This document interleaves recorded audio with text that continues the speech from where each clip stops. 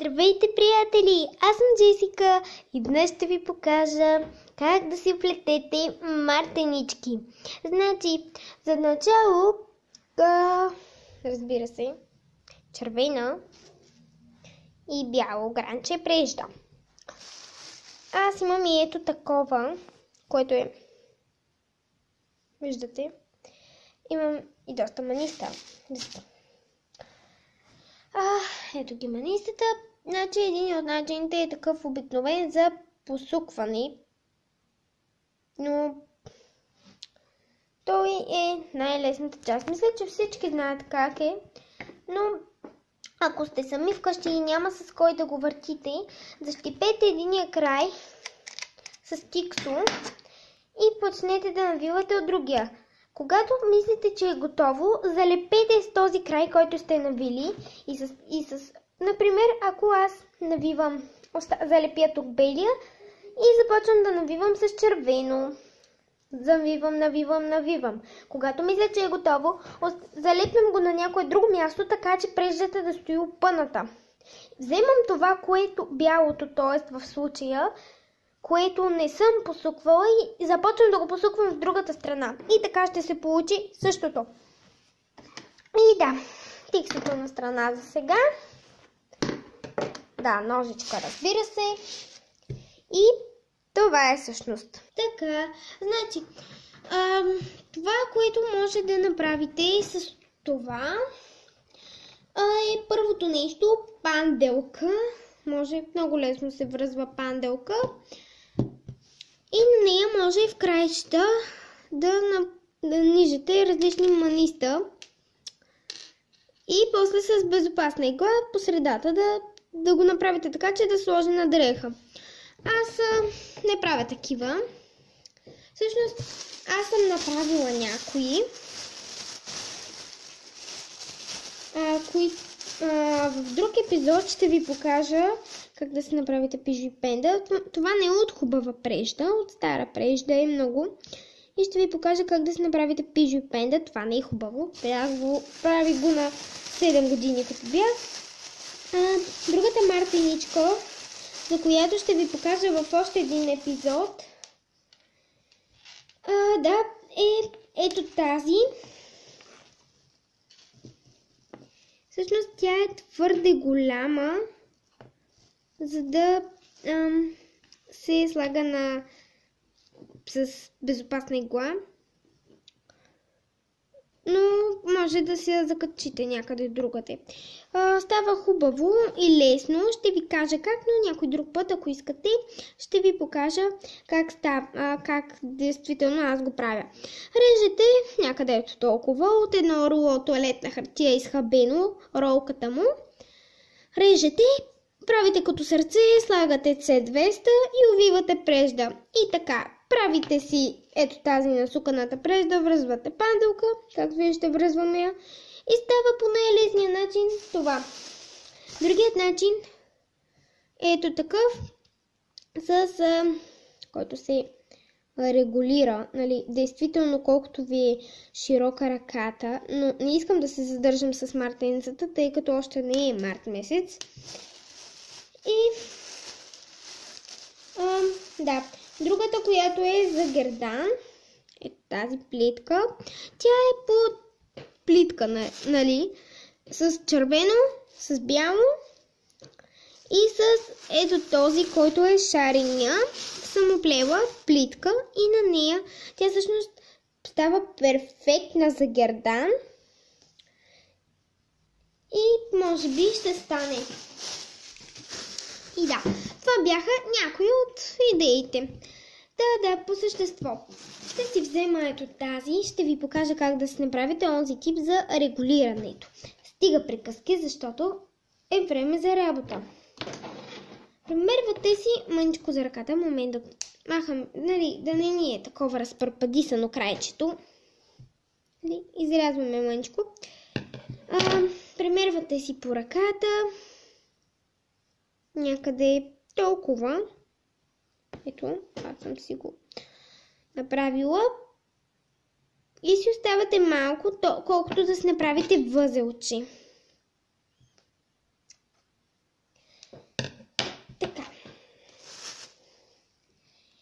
Ето го.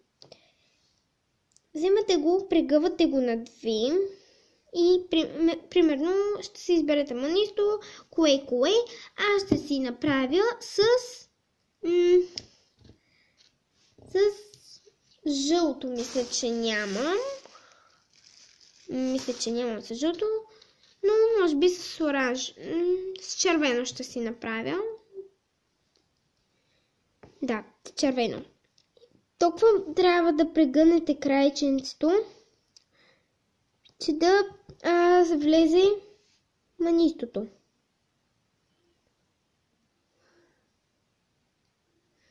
Внимателно се промушва. Ако не можете да го промушите, с игла си помогнете. В момента до мен няма игла близко и затова може да си го наплюмчете малко, за да мине по-лесно. В случая аз така направих. Не ме съдете, просто най-често така се прави, за да ви стигне. Сега премервате си отново поръчичката и ако някъде толкова ви трябва, правите възела ето тук. Така, тук ще си сложим. Значи ще придърпаме ето така. Възела става лесно. Не е да кажете някой труден възел. Оп. Като гледате да не се получи възела много на вътре, тъй като трябва да имате място да си мушкате ръката. И ето единият тип мартеничка стана за регулиране. Значи, когато режете тук остатък, гледайте да оставяте малко, защото ако срежете прекалено много, може да се разбържи възела и да падне манистото. На мен ми се е случвало закупени мартеници да ми се разплитат. Но това сега на страна. Мога да се направя още една, която ми е останало, но тя на страна. Друг път с нея. С това също можете да се опитате да си направите, но при него е по-трудно, тъй като тук са два ката и ще е доста трудно да се нанижат маниста. Ще направя онзи начин, ще се опитам да направя онзи начин, в който се прави панделка и се нанизват маниста. Ще го срежа ето тук някъде. Ето. И стана по-късо. Разбира се, правим възелче, за да не се развърже. Показах ви вече как. Отново рязвам крайченце. Първото нещо, което сега ще направим,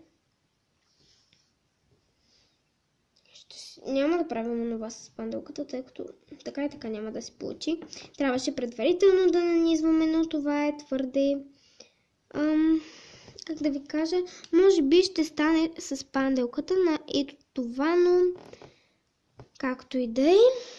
Значи, скоро ще трябва да спираме епизода. Да, както и да е. Вземаме го.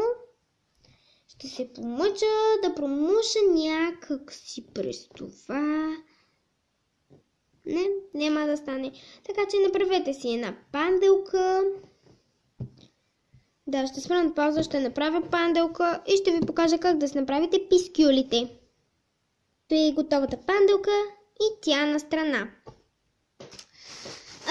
Да.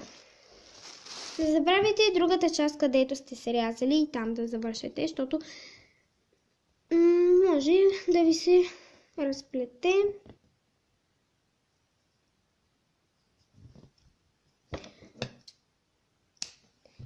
И да, тези ще ги прибера, защото някой друг път с тях. Следващото, което е, ще направим пискюли. За целта ще си вземем хартийки. Ето така. Ще направим ето така. Ще навием. За да се получи едно ето такова. Първо ще направим бял пискюл. Да, зависи колко искате да е голям пискюла. Си вземате прежда. Аз не знам колко да ми е голям пискюла, но със сигурност, ако имате такова гранче прежда, ще ви стигне за още 1-2 години. Но ако сте като мен да правите мартеници всеки ден, и то за 27 ученика, за 20 кусур работници, за учители, няма да ви остане доста. Да, мисля, че това ми е предостатъчно и даже ще ми остане, но което остане ще го направя на още пискюли. Да. И започваме вече да навиваме. И навиваме продължение на доста време. Трябва да стане пукав пискюл заради това. Значи не съм правила пискюл сигурно от доста време. И не знам точно колко да го направя, но аз мисля, че някъде толкова ще стигне. И ето, разбира се, ми остана и прежда. Да. Този пискюл сега вземаме онази панделка, която по-рано направихме, разпърпаната. И си вземаме C200. Моето не е C200, ми е white glue, което като изсъхне става прозрачно бяло. И да, целта сега трябва да залепнем. Капвам си капчица. И чакам да залепне. След което ще трябва да го разрежа, защото това ще е същинския пискюл. Трябваше да е по-събрано навито, но аз, защото е така ми изкимнало. Значи може да се вземете, ако имате някоя стара четка, да си го намажете с него, да не се цапате, но аз в момента нямам такава под ръка. И ще направя така. Оставяте някъде, където да изсъхне. А докато чакаме тя да съхне, на мен, например, лампата ми, с която съм в момента, е толкова силна, че изведнъж ги почват много бързо да засъхват. Така че тази бяла прежда ще използваме за други пискюли. И оставаме на страна. Червена прежда. Разбрахме вече, че онази ни е в повече и ще вземем по-малко. Като, например, нещо такова. Нали, дори и сега взех доста. Не си вземам полука и продължавам да харча преждата. Не знам как да го кажа, но нали заради това съм я купила да я ползвам. Започваме отново да навиваме.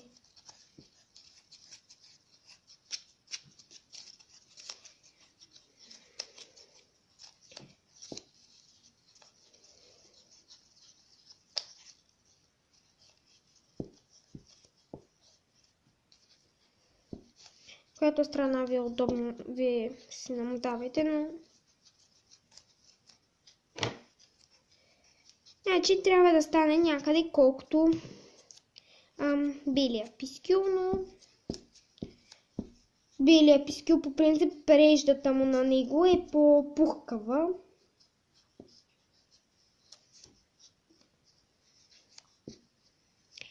И ето тук така трябва да го капнем.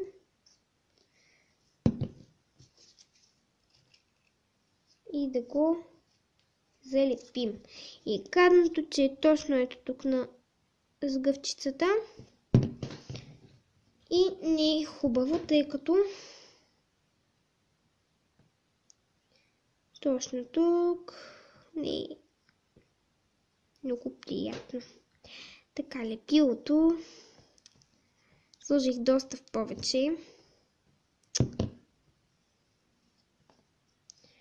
Ето там, където не трябваше, но сега тези двете ще ги оставим да съхнат и когато са готови, ще се видим отново.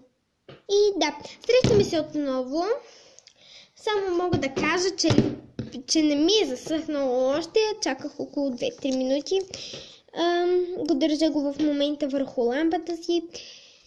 Но през това време какво можем да си направим?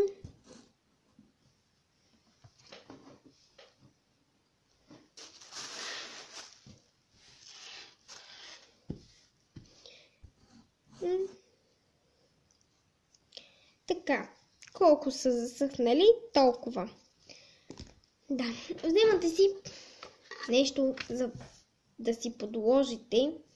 Пък вие ако може да си работите с подложка. Значи, така,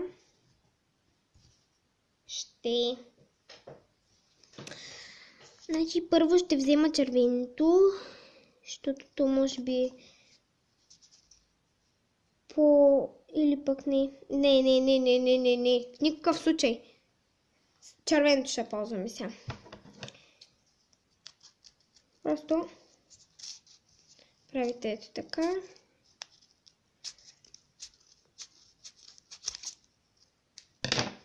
И ето това става. При което мисълта това не е точно като пискюл. Ами то почти даже и не си е пискюл, но по някой път може да направим и кръгли. Ще видя кога имам време. Но за когато се получи ето това, отрежете си малко бяло, за да го завържете.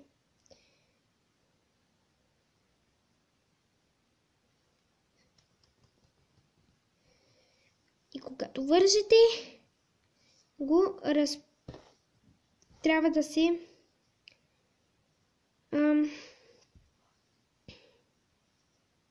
здраво да се е завързало,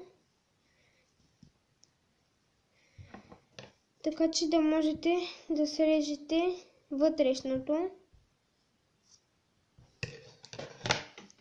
и да ви излезе на ето такова пухче, което да залепите с ето тази част.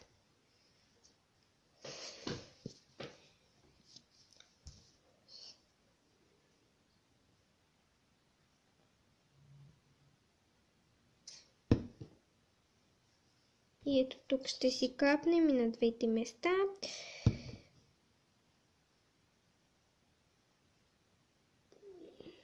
Да. Така става доста в лепило. Като гледате да не ви остане това долу.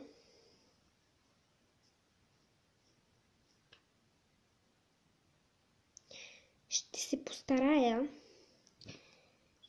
това така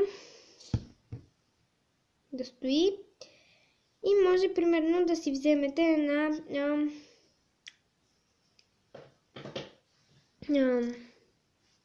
щипка, за да си го защипете. Така, върнах се. След малко трябва да го махна, защото когато остане тук, може да се залепи самата щипка. Затова ще го задържа малко. Като през това време ще направя второ топче, който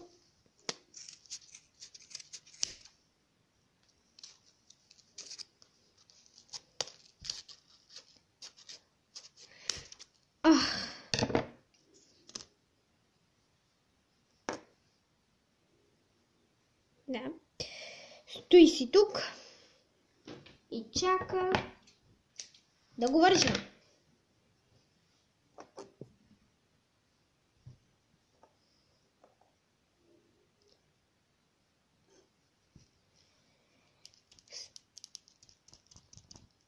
Накрая може да направите така, защото падат мъхчета. И да. И самото топче става.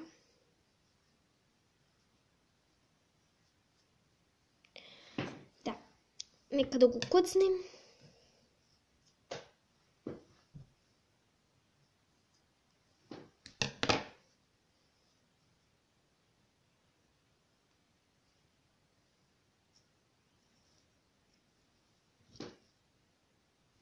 Не съм го отворила. Такапваме и тук такапваме.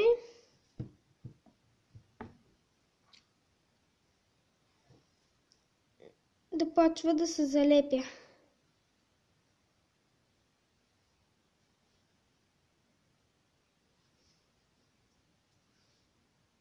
Сега, ето по този начин.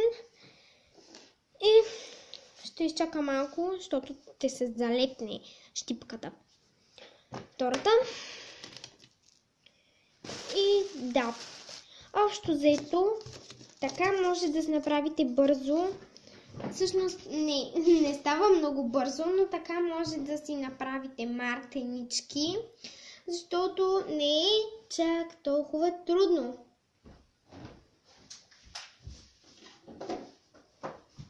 Просто трябва малко търпение. Да, вече може би ще сложа. И това ще го проверя.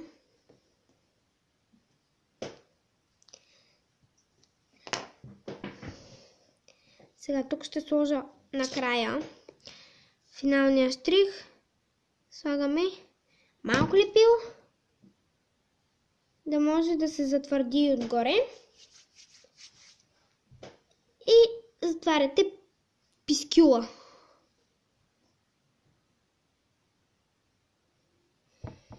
Тук после като изсъхне ще си изрежете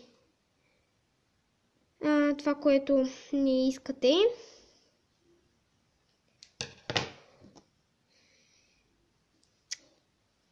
И ще се получи. Да.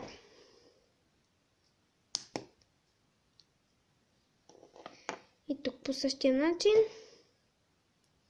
И общо взето колкото повече прежда, толкова по-големи пискюли. Сега остана само да сложите безопасна игла и сте готови с една хубава мартеничка. Ще се видим в другия ми епизод. Чао!